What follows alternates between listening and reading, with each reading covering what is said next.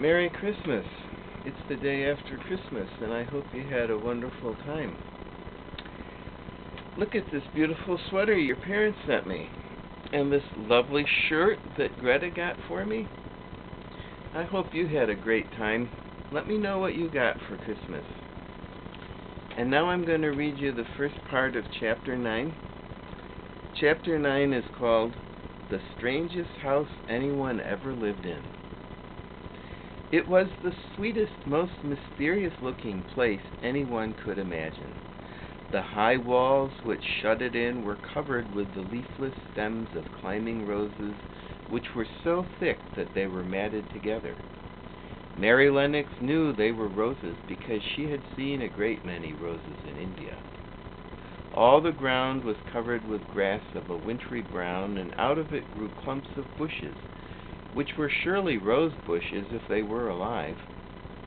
There were numbers of standard roses which had so spread their branches that they were like little trees. There were other trees in the garden, and one of the things which made the place look strangest and loveliest was that climbing roses had run all over them and swung down long tendrils which made light swaying curtains, and here and there they had caught at each other or at far-reaching branch, and had crept from one tree to another and made lovely bridges of themselves. There were neither leaves nor roses on them now, and Mary did not know whether they were dead or alive. But their thin gray or brown branches and sprays looked like a sort of hazy mantle spreading over everything, walls and trees and even brown grass, where they had fallen from their fastenings and run along the ground. It was this hairy tangle from tree to tree which made it all look so mysterious.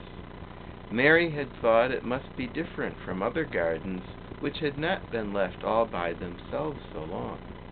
And indeed it was different from any other place she had ever seen in her life.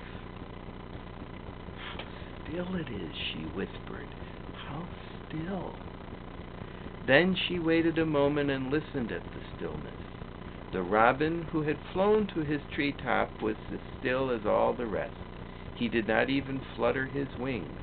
He sat without stirring and looked at Mary. "No wonder it is still," she whispered again. "I am the first person who has spoken in here for 10 years.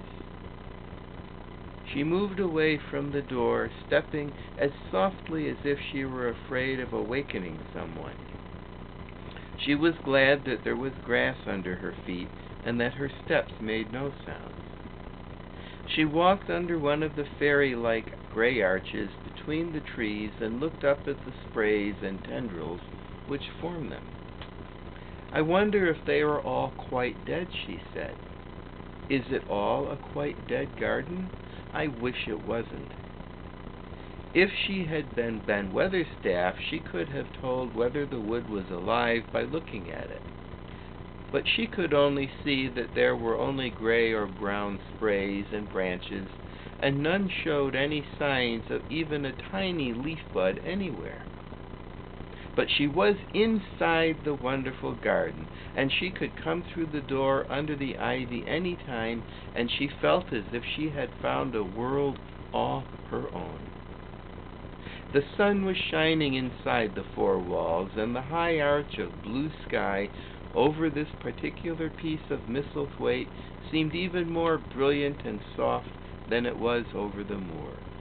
The robin flew down from his treetop and hopped about or flew after her from one bush to another. He chirped a good deal and had a very busy air, as if he were showing her things. Everything was strange and silent, and she seemed to be hundreds of miles away from anyone. But somehow she did not feel lonely at all.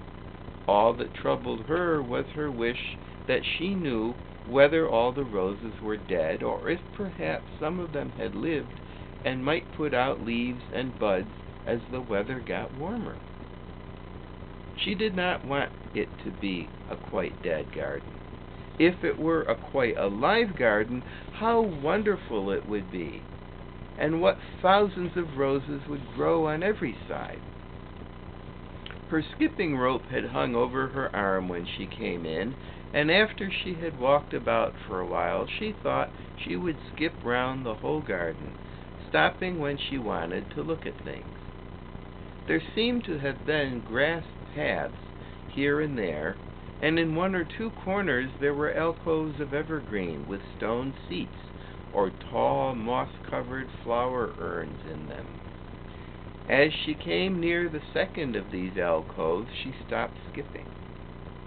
There had once been a flower bed in it, and she thought she saw something sticking out of the black earth, some sharp little pale green points. She remembered what Ben Weatherstaff had said, and she knelt down to look at them. Yes, they are tiny growing things, and they might be crocuses or snowdrops or daffodils, she whispered. She bent very close to them and sniffed the fresh scent of the damp earth. She liked it very much. Perhaps there are some other ones coming up in other places, she said. I will go all over the garden and look. She did not skip, but walked. She went slowly and kept her eyes on the ground. She looked in the old border beds and among the grass, and after she had gone round, trying to miss nothing, she had found ever so many more sharp, pale green points, and she had become quite excited again.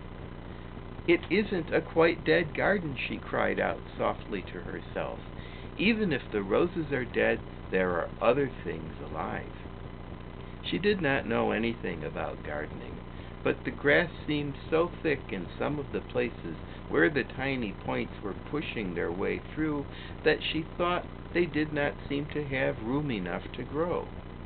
She searched about until she found a rather sharp piece of wood and knelt down and dug and weeded out the weeds and grass until she made nice little clear places around them. Now they look as if they could breathe, she said, after she had finished with the first ones. I am going to do ever so many more. I'll do all I can see. If I haven't time today, I can come tomorrow. That's the end of the first part of chapter 9. And now we'll go to the second part.